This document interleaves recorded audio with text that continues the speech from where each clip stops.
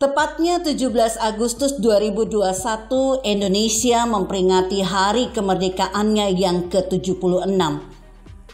Tentu kita patut bersyukur seorang anak dari desa yang bernama Joko Widodo dianugerahkan oleh Allah untuk memimpin bangsa ini, sehingga banyak pembangunan yang tampak. Lantas, siapa yang bakal mengganti Presiden Joko Widodo tahun 2024 mendatang? Semua masih teka-teki. Pemimpin partai saat ini sibuk mencari perhatian publik dengan memasang baliho di berbagai daerah. Ini sebuah fenomena politik yang tidak haram dilakukan dan sah-sah saja. Nah, Karisma 90 menyajikan sebuah artikel menarik yang ditulis Iya Subiakto dengan judul Politik dan Tahayul. Tulisan ini dikutip dari redaksi Indonesia.com yang disadur dari Facebook. Berikut tulisannya. Coba tunjuk partai mana yang nawaitunya buat bangsa dan negara. Gak usah 100%, karena kita mafhum. Di sana juga ada ruang cari makan dengan sasaran budget pembangunan dari APBN. Makanya di Senayan ada banyak broker, pengusaha dengan hidung Pinocchio. Faktanya kan sudah jelas, ada berapa yang sekarang alumni Senayan sedang barbekyuan di Sukamiskin atau ada yang masih di KPK. Parlemen itu kan pembuat undang-undang. Salah satu yang mereka jaga harusnya undang-undang pemilu. Kenapa? Ya karena dalam undang-undang itu yang bisa menghentikan maju mundurnya ruh bangsa ini. Mereka juga harus mengamati pejabat mana yang masuk standar pemimpin masa depan untuk kemudian bisa dijadikan kandidat agar kelangsungan pemimpin yang baik bisa diestafetkan dari orang baik ke orang baik berikutnya. Bukan hanya rebutan kekuasaan. Kita baru lepas dari cengkraman Orde Baru plus SBY. Setelah 42 tahun berkuasa yang hanya meninggalkan luka menganga. Hadirnya Jokowi, kata Megawati, sebagai petugas partai. Dan faktanya petugasnya yang bernama Jokowi itulah yang mengokohkan PDIP, bukan sebaliknya. Luar biasanya orang yang berjiwa besar dan mulia ini selalu tahu membalas budi. Tak satu pun dia komentari omongan yang sebenarnya punya kadar melecehkan. Andai parlemen ini bukan rumah kepentingan kekuasaan dan cari makan serta kaya, maka dengan ukuran apa saja tentang keberhasilan pemimpin di depan matanya adalah Jokowi.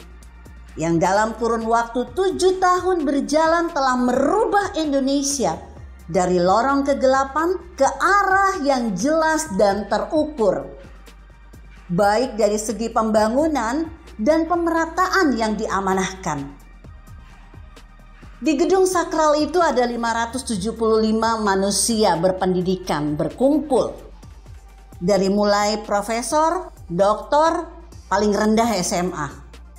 Dan pasti IQ-nya rata-rata di atas gorila. Kalau EQ dan SQ belum pernah didata. Tapi mestinya juga super.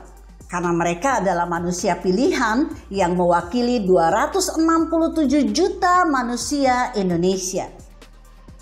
Keterwakilan inilah yang harus difaktakan, bukan disamarkan. Kembali kepada parlemen yang diisi oleh partai.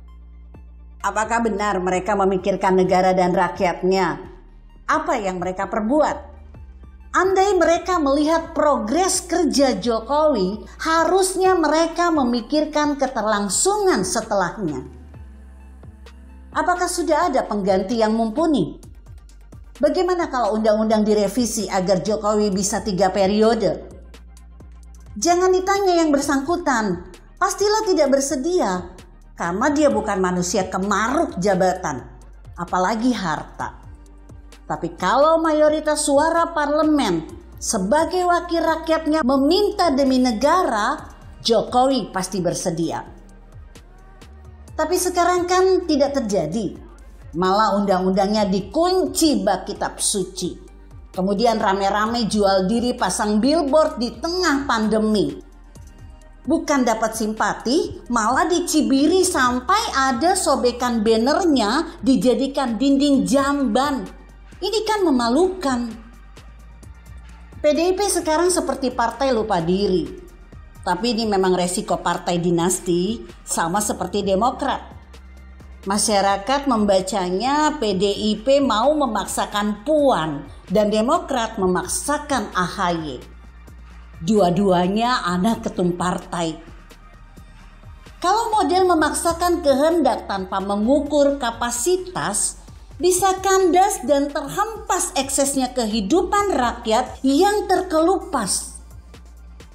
Ingat ya, semua yang pengen jadi Presiden RI, yang kalian gantikan adalah jejaknya Jokowi. Kapasitas kalian harus mumpuni. Kalaupun kalian menang dengan akal-akalan, pasti jadi bulan-bulanan di tengah jalan. Sekarang rakyat sudah melek politik. Diajari kalian juga dari perilaku kalian sehari-hari melalui medsos yang makin jos. Kembali kepada partai yang begitu sensual bak wanita seksi pada saat menjelang pemilu. Partai pada kemayu. Begitu selesai pemilu, langsung jadi pelacur. Jualan sana sini untuk kepentingannya sendiri. Kondisi di atas difaktakan oleh kelakuan mereka. Mulai dari minta vaksin duluan, isoman di hotel, dan lain-lain. Ada kecenderungan menihilkan pihak lain dan menganggap diri kalis dari kesalahan. Bak panggung gemerlap kepentingan politik dan media saling menyuapi menjadi kronika bahwa begitu buruknya hal-hal yang merugikan rakyat yang diputuskan di gedung sakral itu terus terjadi. Seperti halnya kuncian undang-undang pemilu yang diberhalakan saat ini. Sehingga harapan rakyat yang menginginkan Jokowi 3 periode tak terpenuhi. Indonesia sebuah negara dan menjadi properti partai yang notabene punya kepentingan dalam hal kekuasaan, bukan tujuan yang bisa mensejahterakan. Rakyat menjadi lahan mainan kebusukan akhlak. Tidak mungkin menuliskan sejarah Indonesia tanpa mengaku bahwa partai dan DPR adalah sebuah tema. Sebuah titik tumpu sejarah Indonesia. Partai tidak hanya keharusan, tapi juga legitimasi dan tradisi. Di gedung sakral itu bercokol 5 partai nasionalis dan 4 partai agama yang mengokohkan diri masing-masing mewakili rakyat. Padahal raihan suara keterwakilan tertingginya hanya 24 juta suara PDIP dan suara terkecilnya 6 juta suara P3. Keduanya hanya mewakili 10% dan 2% rakyat Indonesia. Bukan pemilih loh ya. Sebenarnya ada kecemasan dan kebingungan masyarakat Indonesia pasca Jokowi.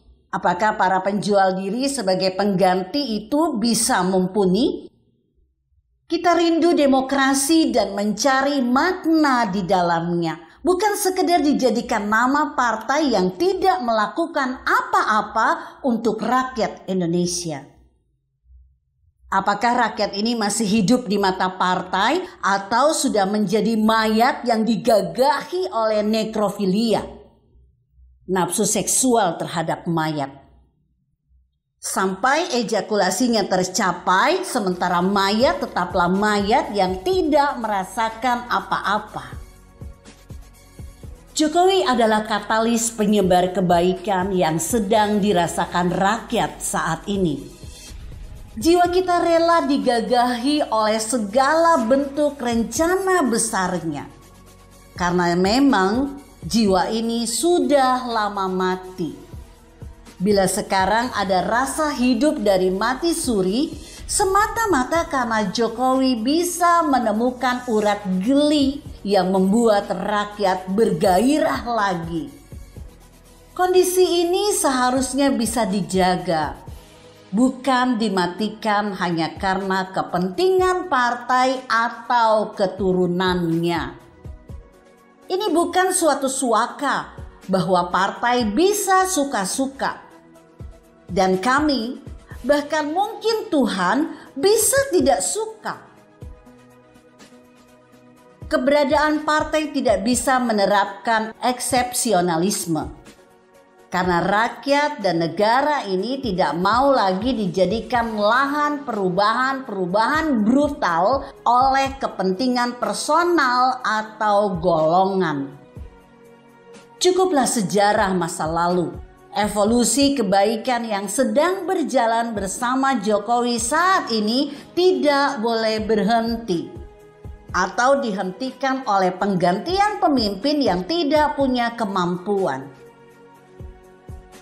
Jokowi telah membuat manuskrip, karya-karya penyulaman yang di dalamnya tertata rapi benang-benang sutra pemerataan dengan begitu rekat terjalin.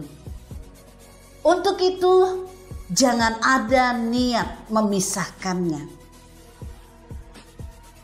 Selamat ulang tahun ke-76 Indonesiaku.